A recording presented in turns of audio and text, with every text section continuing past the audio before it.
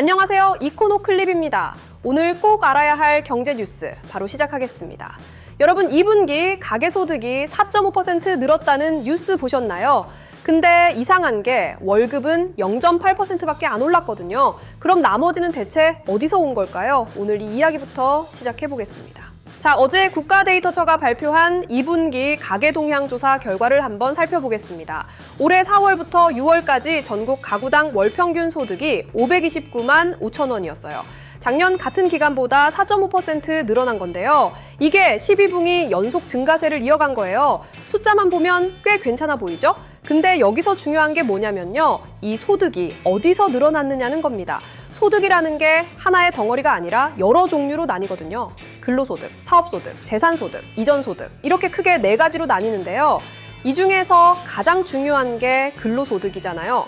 우리가 회사 다니면서 일하면서 받는 월급이요. 근로소득은 321만 8천 원으로 겨우 0.8% 올랐어요.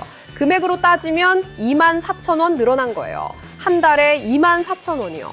솔직히 이건 커피 4-5잔 값도 안 되는 거잖아요. 사업소득도 97만 7천 원으로 3.8% 올랐는데 이것도 크다고 하기는 어렵죠.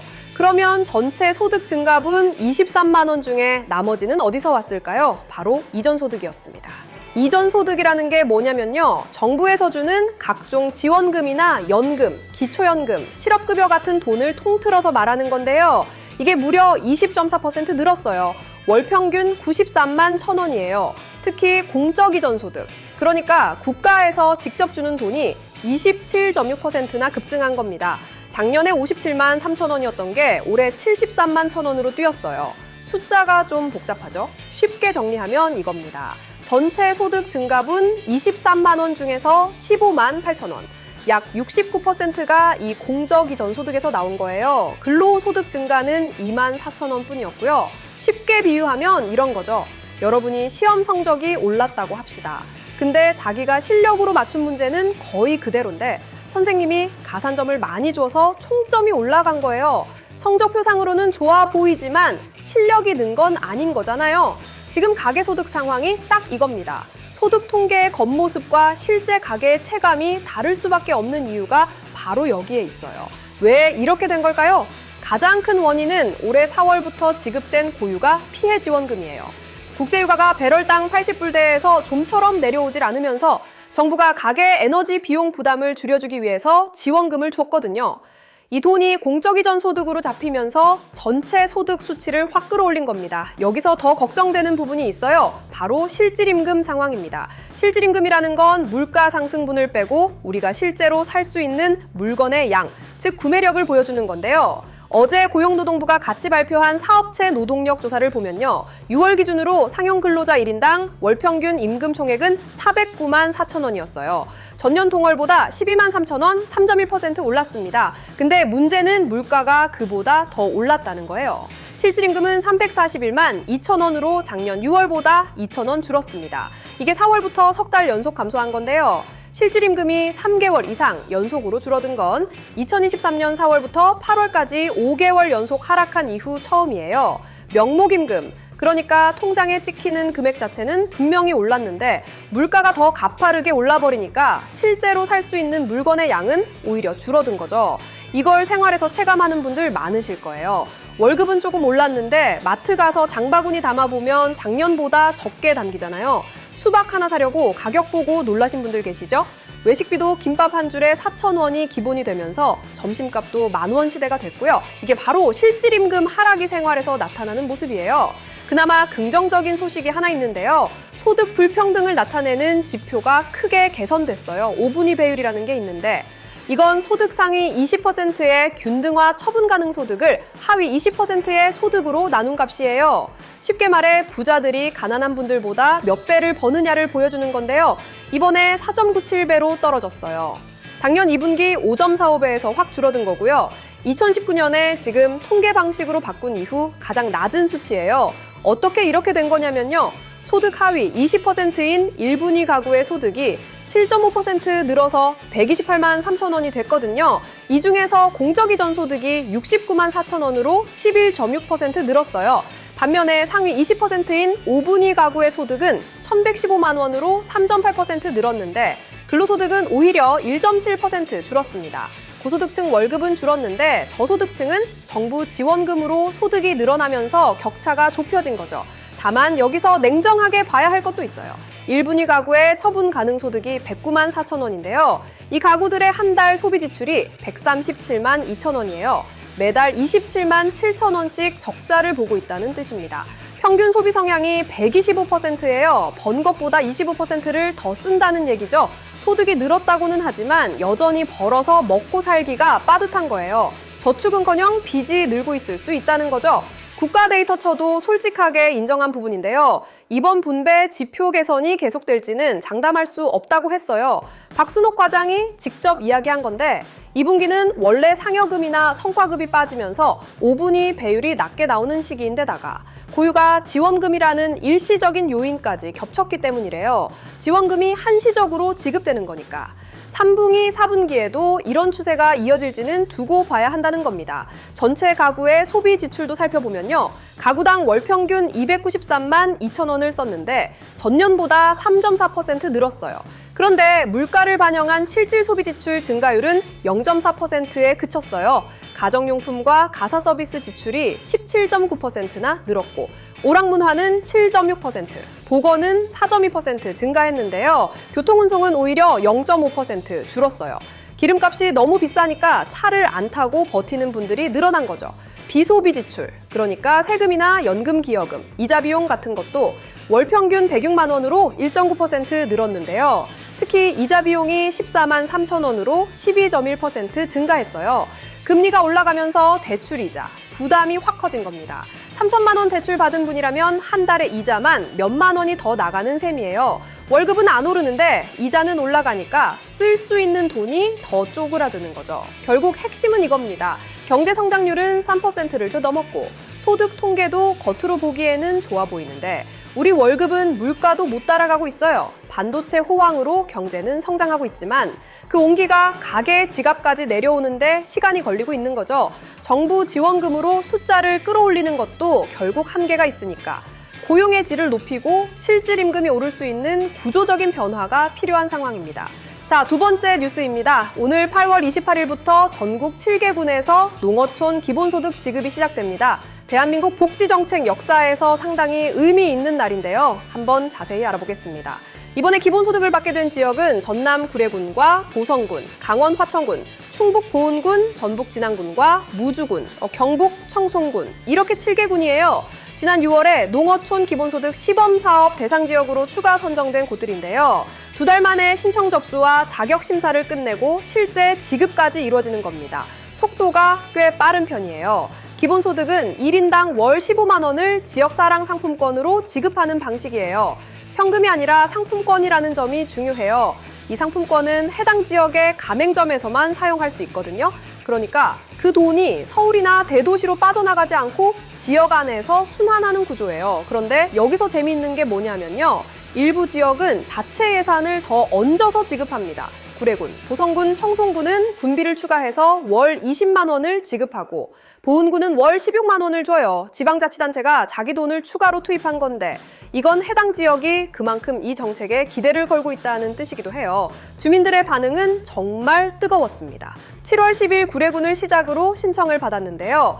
읍면행정복지센터에서 집중 신청 기간을 운영하고 찾아가는 신청 접수 서비스도 했어요. 거동이 불편한 어르신들을 위해서 마을별 전담 공무원까지 배치했고요. 7월 말 기준으로 전체 대상자 18만 5,192명 중에 16만 1,851명이 신청해서 87.4%의 신청률을 기록했어요. 지난 23일 기준으로는 92.7%까지 올라갔고요. 지역별로 보면 무주군이 97.2%로 가장 높았고 청송군 91.7%, 보성군 89.6%, 구례군 86.9% 순이었어요. 사업 대상 지역 선정 이전부터 쭉 살아오신 분들한테는 7월분을 소급 적용해서 오늘 첫 지급 때 2개월분을 한꺼번에 드려요. 새로 전입하신 분들은 90일간 실제 거주 여부를 확인한 뒤에 3개월분을 소급 지급하고요. 이렇게 꼼꼼하게 확인하는 이유가 있어요. 기본소득 받으려고 주소만 옮기고 실제로는 안 사는 사람들을 걸러내기 위해서예요. 첫 지급 규모가 총 567억 원입니다. 구례, 보성, 화천, 보은, 청송군은 오늘 첫 지급에 들어가고요. 진안구는 31일, 무주구는 9월 10일 지급할 예정이에요. 이 정책의 핵심 취지가 뭐냐면요. 농어촌 지역의 인구 유출을 막고 지역 경제를 살리자는 겁니다. 지금 우리나라 농어촌의 현실이 정말 심각하거든요. 젊은 사람들이 계속 도시로 떠나고 남아있는 분들은 대부분 고령 인구예요. 면 단위 지역에서는 동네 가게가 하나둘 문을 닫으면서 장을 보러 읍내까지 나가야 하는 상황이 생기고 있어요. 기본소득을 상품권으로 주면 그 돈이 동네 가게에서 쓰이니까 가게가 유지될 수 있는 최소한의 매출이 보장되는 거죠. 사용기한도 원칙적으로 3개월이에요. 면 지역 주민은 6개월까지 쓸 수 있고요. 이렇게 사용기한을 두는 건 돈을 묵혀두지 말고 빨리 쓰게 해서 지역 경제에 바로 돌게 하려는 거예요. 물론 논란도 있어요. 재원 문제가 가장 큰데 이 돈이 대부분 국비와 지방비에서 나오거든요. 인구가 줄어드는 지역에 계속 지원금을 주는 게 맞느냐, 오히려 그 돈으로 일자리를 만드는 게 낫지 않느냐는 비판도 있죠. 하지만 일단 시범 사업이니까 결과를 지켜볼 필요가 있습니다. 기본소득을 받은 지역의 소비가 얼마나 늘어나는지, 인구 유출은 줄어드는지 이런 데이터가 쌓여야 정책의 효과를 제대로 판단할 수 있을 거예요. 첫 번째 뉴스에서 다뤘던 것처럼 근데 이것도 결국 정부가 이전 소득으로 가게를 떠받치는 구조긴 한데요. 농어촌 기본소득은 단순한 현금 살포가 아니라 지역 경제 순환이라는 구체적인 목표가 있다라는 점에서 차별점이 있습니다. 마지막 뉴스입니다. 한국과 베트남의 교역액이 올해 사상 처음으로 1,000억 불, 그러니까 한화로 약 130조 원을 돌파할 전망입니다. 이게 왜 중요한 뉴스인지 자세히 풀어보겠습니다. 김정관 산업통상부 장관이 26일 서울 롯데호텔에서 레마잉훈 베트남 산업무역부 장관과 만났어요. 이날 제15차 한 베트남 산업 공동위원회와 제9차 한 베트남 FTA 공동위원회가 연달아 열렸는데요. 김 장관이 여기서 올 상반기에만 양국 교역액이 646억 불을 기록했다고 밝혔어요. 이 추세면 연말까지 1,000억 불을 넘기는 건 거의 확실시되는 상황입니다. 이게 얼마나 대단한 건지 감이 안 오실 수 있는데요. 쉽게 말하면 한국과 베트남이 매일 약 3억 불, 한화로 약 4천억 원어치의 물건을 사고 파는 거예요. 하루에 4천억 원이요. 매일 대형 쇼핑몰 하나의 연매출에 해당하는 물건이 두 나라 사이를 오간다고 보시면 돼요. 베트남은 사실 한국 입장에서 굉장히 특별한 나라예요. 삼성전자가 베트남에 대규모 스마트폰 공장을 운영하고 있고 LG전자, 롯데, CJ 같은 대기업들도 적극적으로 진출해 있거든요. 한국 기업들이 베트남에서 만든 제품을 전 세계로 수출하는 구조인데 이게 양국 교역액을 끌어올리는 핵심 동력이에요. 근데 이번 회의에서 나온 이야기 중에 더 중요한 게 있습니다. 단순히 물건을 사고 파는 무역을 넘어서 첨단 산업과 에너지 안보 분야로 협력을 크게 확대한다는 거예요. 이건 앞으로 한국 경제에 꽤 큰 영향을 줄 수 있는 변화입니다. 먼저 에너지 안보 쪽을 보면요. 이날 한국석유공사와 베트남 페트로베트남 석유 비축회사 사이에 석유 비축기지 구축 협력 양해각서가 체결됐어요.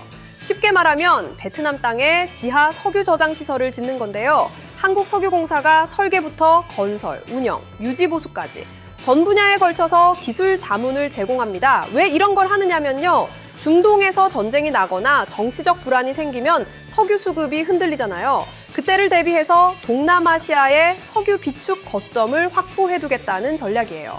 한국 입장에서는 기술을 수출하는 거고 베트남 입장에서는 에너지 안보를 강화하는 거니까 서로 윈윈인 거죠.